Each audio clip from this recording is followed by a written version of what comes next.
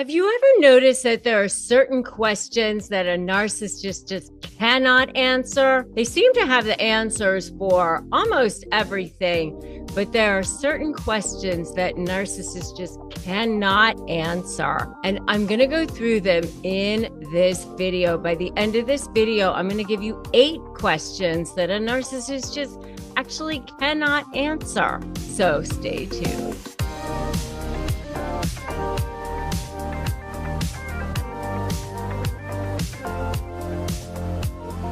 Hey there, I'm Rebecca Zung, and I am an attorney. I'm also a narcissist negotiation expert. I've written 2 best-selling books, Negotiate Like You Matter and Breaking Free, a Step-by-Step Divorce Guide. I have helped literally thousands of people break free from narcissists through my law practice and also through my coaching practice and also through my slay programs. And I want to help you too.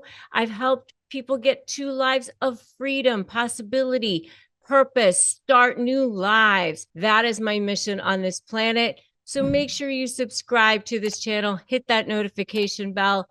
That way you will get notified when I upload brand new videos, which I do every single day, because I want to give you all this free content. I want to help you get to your mission as well. All right, let's talk about the 8 questions that a narcissist just simply cannot answer. They act like they have all the answers to everything, don't they? They act like they're just like know-it-all. They think that they have all the answers for everything. They will be stumped if you try to ask them these 8 questions. Number 1 is, what is your greatest fear? Because you know what? You know what they're going to say? I'm not afraid of anything. I'm not afraid of anything. I'm afraid of nothing. That's what they're going to say. Yeah, well, you know, it's going to stump them because they don't want to be exposed. That's the thing. Their greatest fear is being exposed. And that's what I teach you how to do in my slay program, which is actually strategy, leverage, anticipate, and focus on you, because that's the strategy, is how to potentially threaten to expose them. If you want to really get to start doing that, grab my free Crush My Negotiation Prep worksheet, which is, you can get it at crushmydeal.com. It's a free 15-page e-booklet, and it's totally amazing. It's helped so many people just get started. So crushmydeal.com. But number 1 is, what is your greatest fear? Number 2 is, what are you most ashamed of? This is actually the thing. They have so much deep-seated shame. Narcissists actually have more shame than anyone. They have deep-seated hatred for themselves. The reason why they treat people so poorly is because they don't like themselves. The way people treat other people is directly related to the way they feel about themselves, good or bad.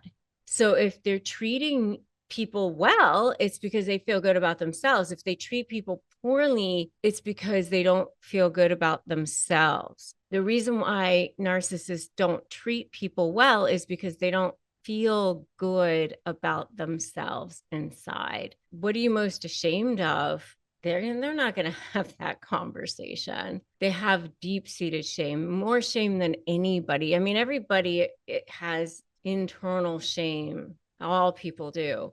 But narcissists have more shame than anyone. So that's a question that they're really not going to want to answer, right? That's number 2. Number 3 is, what do you think other people really think of you? They don't want to think about that, because you know that they're very, very easily slighted. Even just the wind, the hint of it. You know, I always joke that narcissists hear tone like dogs hear whistles. Like, even if there's no tone, they hear tone.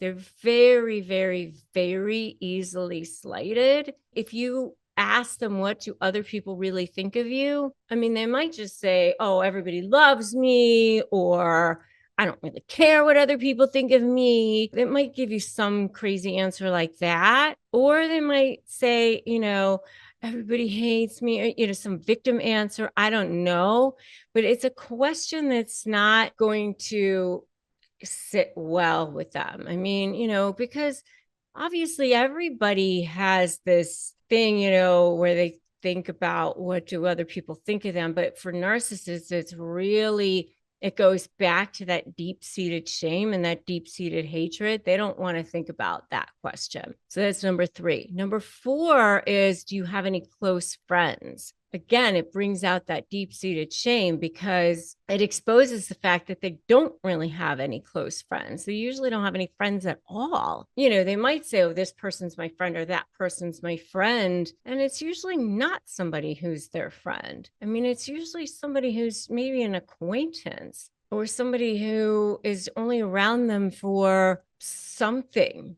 to use them, or that they are using them for some reason. You're around for their, some supply source or some trauma bonded reason or something. And then they're using you and they're not even treating you very well. They don't really have any close friends. And so that again sort of exposes them. So that's number 4. Number 5 is, why do you think that you're better than other people? That kind of outs them, because obviously nobody wants to admit that they think that they're better than other people. Or a grandiose narcissist might sit there and go, well, I'm better than other people because of this, that, and the other thing. Or they might think it's funny that they think that they're better than other people. Or they might say, I'm smarter than this person because of this reason or that reason or whatever.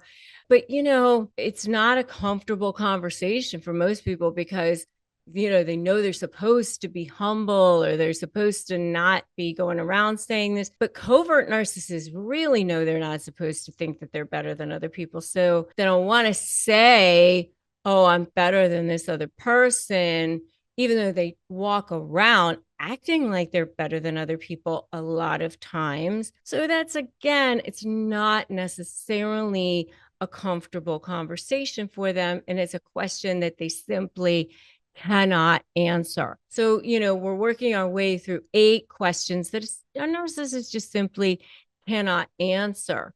They're not comfortable answering these questions. If you ask these questions of a normal person, they'd be like, I don't think I'm better than other people. That's a crazy question, or I have so many close friends.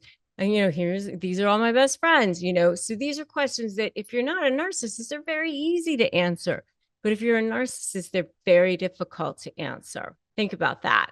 Number 7, what are your true feelings about yourself? These are very, very difficult questions for a narcissist to answer. What are your true feelings about yourself? Because narcissists are not self-aware at all. They don't think about things. They don't want to think about things. They don't want to think about themselves. They don't want to think about feelings. They don't want to have these conversations. And so true feelings of any kind are not their forte. Any kind of conversation around true feelings, that's not something they want to have. When you want to have a conversation around true feelings with people who are other real people, authentic people, it's the best, because that's when you can have true connections with people. That's when you can actually really deeply be authentic. And that's why you're the lucky one. And that's what I want you to put in the comments right now. I'm the lucky one. You are the lucky one. We're the lucky ones, because we can deeply connect with people. We can deeply have spiritual connections with people. And that's what's really the best thing. So I want you to put in the comments right now, I'm the lucky one. I'm the lucky one.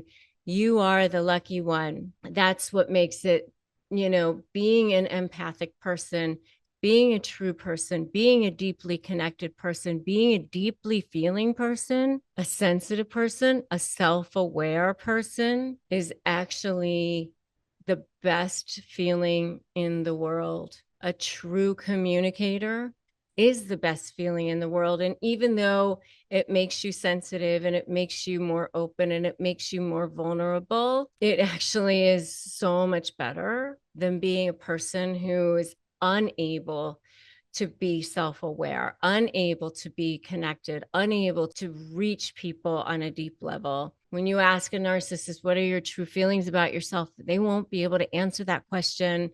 And that's really sad. It's sad for them. And finally, the last question that a narcissist simply can't answer is, are you happy with who you are? They're not going to be able to answer that question because they're not happy with who they are. They simply will not be able to answer that question. Are you happy with who you are? The answer is no. And so they will not be able to answer that question, and they will not want to answer that question. And it leads me to the final video that you should probably watch next, which is 5 signs that you've hurt the narcissist. And while you don't think that you could ever hurt a narcissist, you can hurt a narcissist. And so you should watch that video next.